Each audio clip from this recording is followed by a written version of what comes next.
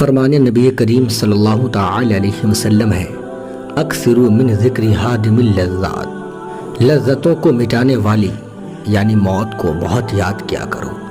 اس فرمان میں یہ ارشاد ہے کہ انسان موت کو یاد کر کے دنیاوی لذتوں سے کنارہ کش ہو جائے تاکہ اسے بارگاہ رب العزت میں مقبولیت حاصل ہو۔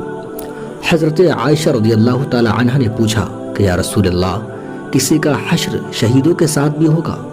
آپ نے فرمایا ہاں، جو شخص دن رات میں 20 مرتبہ موت کو یاد کرتا ہے وہ شہید کے ساتھ اٹھایا جائے گا۔ اس فضیلت کا سبب یہ ہے کہ موت کی یاد دنیا سے دل اچاٹ کر دیتی ہے اور لوگ آخرت کی تیاری کرنے لگتے ہیں، لیکن موت کو بھول جانا انسان کو دنیاوی خواہشات میں منہمک کر دیتا ہے۔ فرمان نبوی ہے کہ موت مومن کے لیے ایک تحفہ ہے، اس لیے کہ مومن دنیا میں قید خانے جیسی زندگی بسر کرتا ہے، اسے اپنی خواہشات نفسانی کی اور شیطان کی مدافعت کرنا پڑتی ہے، اور یہ چیز کسی مومن کے لیے عذاب سے کم نہیں، مگر موت اسے ان مصائب سے یاد دلاتی ہے، لہٰذا یہ اس کے لیے ایک تحفہ ہے۔ فرمان نبوی ہے کہ موت مسلمان کے لیے کفارہ ہے۔ مسلمان سے مراد وہ مومن کامل ہے جس کے ہاتھ اور زبان سے دوسرے مسلمان محفوظ رہیں، اس میں مومنوں کے اخلاق حسنہ پائے جائیں اور وہ ہر کبیرہ گناہ سے بچتا ہو۔ ایسے شخص کی موت اس کے صغیرہ گناہوں کا کفارہ ہو جاتی ہے اور فرائض کی ادائیگی اسے گناہوں سے پاک کر دیتی ہے۔ ایک صحابی رسول بیان کرتے ہیں کہ حضور صلی اللہ تعالی علیہ وسلم ایک ایسی مجلس سے گزرے جس میں لوگ زور زور سے ہنس رہے تھے۔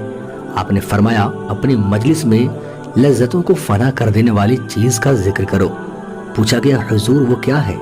آپ نے ارشاد فرمایا وہ موت ہے۔ حضرت انس رضی اللہ تعالی عنہ سے مروی ہے کہ حضور صلی اللہ تعالی علیہ وسلم نے فرمایا موت کو کثرت سے یاد کیا کرو، اس سے گناہ ختم ہو جاتے ہیں اور دنیا سے بے رغبتی بڑھتی ہے۔ فرمان نبوی ہے کہ موت جدائی ڈالنے کے لیے کافی ہے۔ ایک مرتبہ حضور صلی اللہ تعالی علیہ وسلم مسجد کی طرف تشریف لے جا رہے تھے کہ آپ نے ایک ایسی جماعت کو دیکھا جو ہنس ہنس کر باتیں کر رہے تھے۔ آپ نے فرمایا موت کو یاد کرو، رب ذوالجلال کی قسم جس کے قبضے قدرت میں میری جان ہے، جو میں جانتا ہوں اگر وہ تمہیں معلوم ہو جائے تو تم کم ہنسو اور زیادہ رو۔ حضور صلی اللہ تعالی علیہ وسلم کی محفل میں ایک مرتبہ ایک شخص کی بہت تعریف کی گئی۔ آپ نے فرمایا کیا وہ موت کو یاد کرتا ہے؟ عرض کیا کہ ہم نے کہیں نہیں سنا۔ تب آپ نے فرمایا پھر وہ ایسا نہیں جیسا تم خیال کرتے ہو۔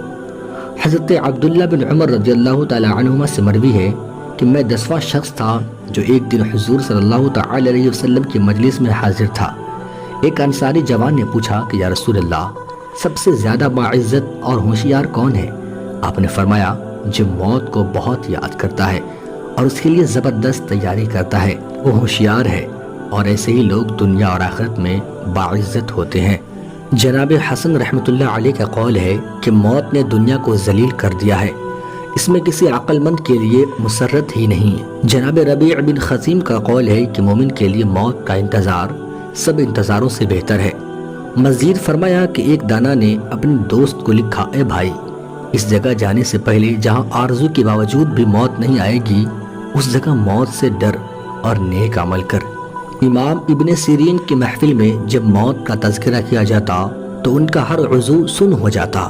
حضرت عمر بن عبدالعزیز رضی اللہ تعالی عنہ کا دستور تھا کہ ہر رات علماء کو جمع کرتے، موت، قیامت اور آخرت کا ذکر کرتے ہوئے اتنا روتے کہ معلوم ہوتا جیسے جنازہ سامنے رکھا ہے۔ حضرت عیسیٰ علیہ السلام جب موت کا ذکر سنتے تو ان کے جسم سے خون کے قطرے گرنے لگتے۔ حضرت داؤد علیہ السلام جب موت اور قیامت کا ذکر کرتے تو ان کی سانس اکھڑ جاتی اور بدن پر لرزہ طاری ہو جاتا۔ جب رحمت کا ذکر کرتے تو ان کی حالت سنبھل جاتی۔ جناب حسن رضی اللہ تعالی عنہ کا قول ہے کہ میں نے جس عقل مند کو دیکھا اس کو موت سے لرزہ اور غمگین پایا۔